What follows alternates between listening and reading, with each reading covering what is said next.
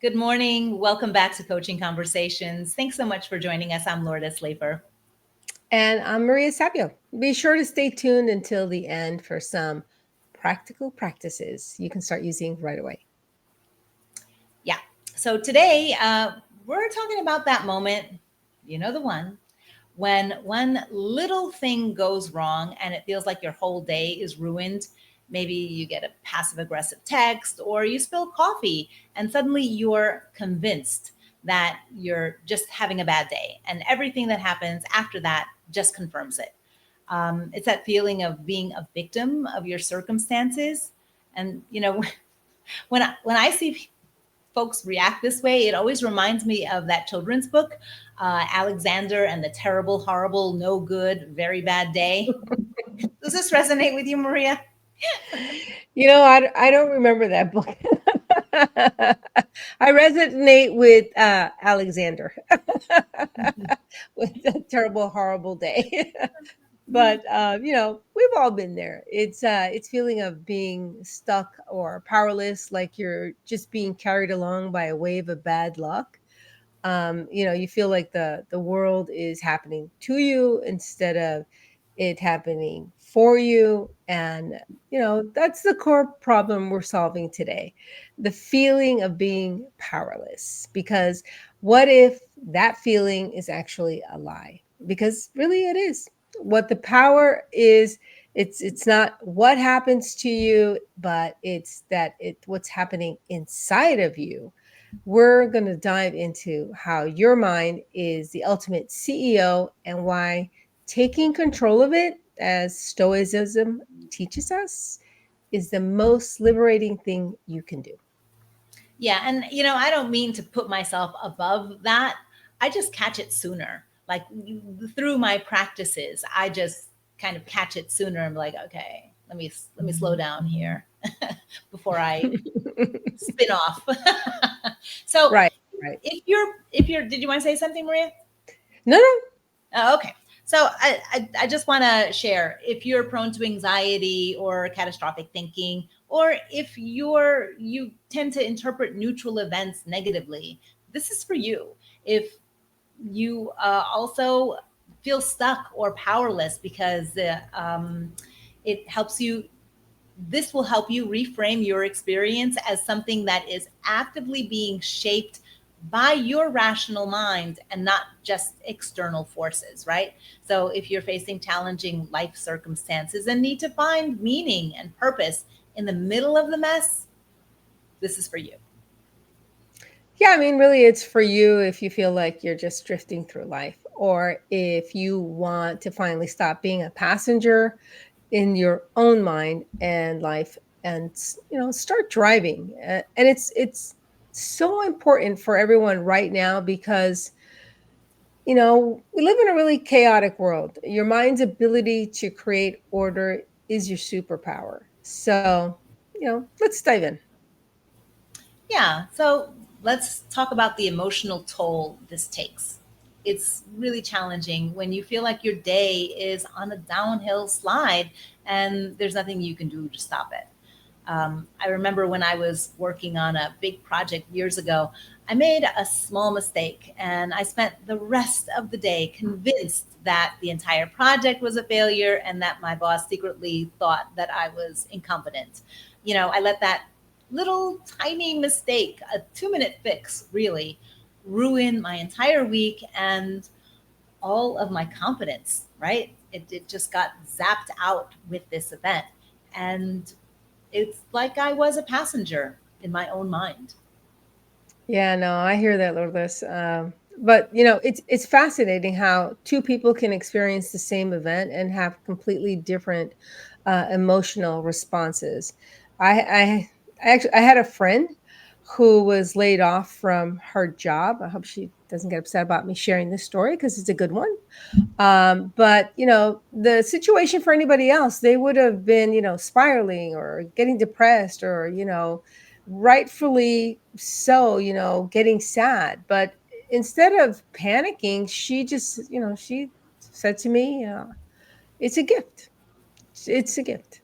It's forcing me to finally go after the project I've always wanted to do. And she chose to, interpret uh, this setback as an opportunity.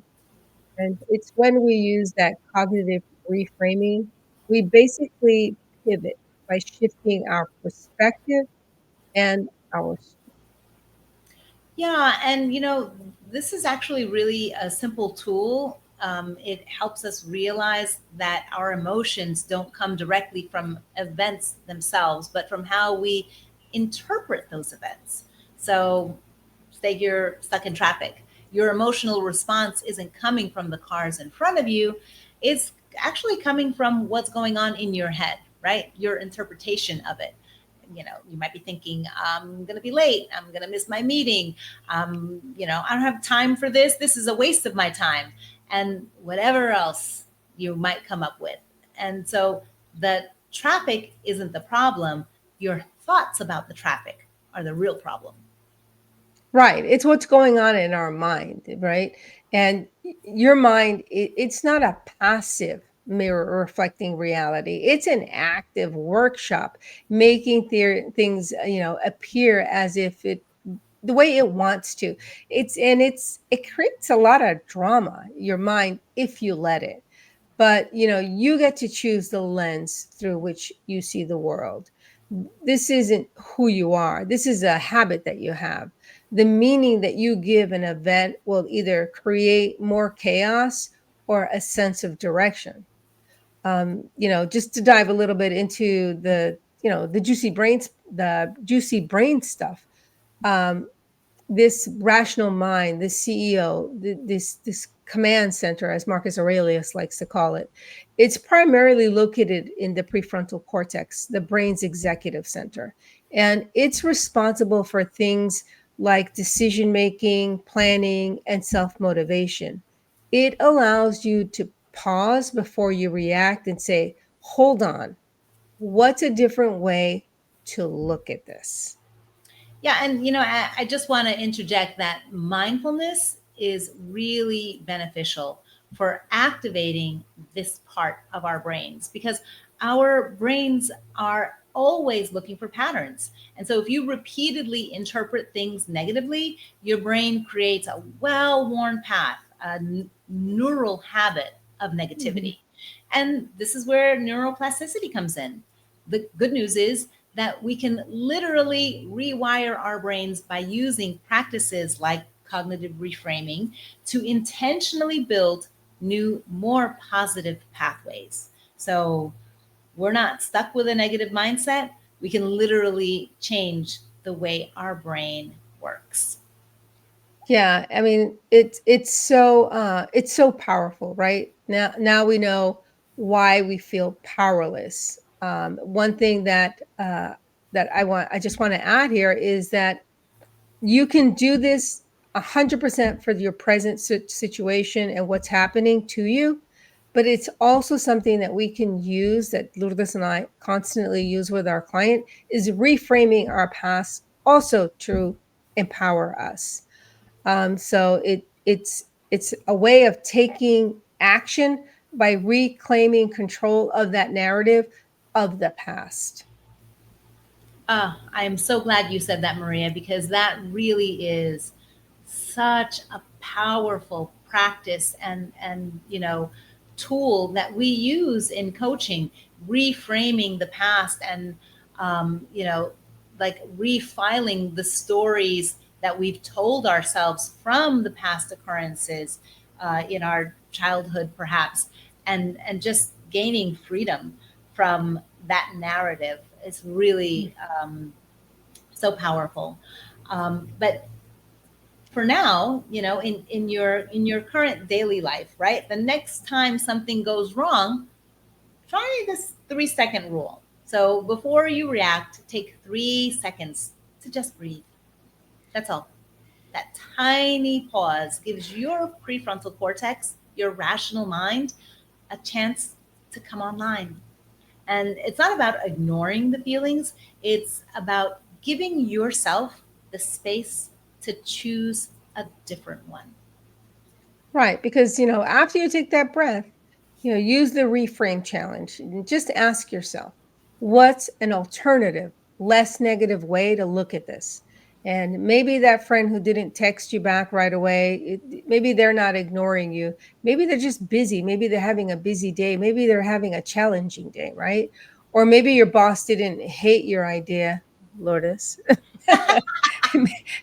Maybe they just want to discuss it with you a little further. It's a powerful way. I mean, super powerful way to reframe our lives. And it's about taking back your power. Yeah, because it really is just so easy to go down that path of, oh, they didn't get back to me, they didn't email me back, they didn't text me back, they don't like it, they don't want it, they don't, whatever it is, right? But it's like, yet. It's that Carol Dweck yet, right? They haven't gotten back to me yet. There's no reason to go into story and create a whole narrative about the why. The only fact that you have is that they didn't get back to you yet. All right. Right. So I just wanted to throw that in because it's so easy, right, Maria, to go into Absolutely. those stories. Yeah. So Yeah. let's dive into the new daily habit. Here's your 4-point practice for self-mastery. Start with a morning mantra. Start your day with a simple phrase that sets your intention. Try something like, today I'm in control of my mind and my perspective. And then do the what else practice. When a negative thought or event happens, just for a moment, ask yourself, what's an alternative, less negative way to look at this? Right. And then the responsibility check. At the end of the day, reflect on one challenging event.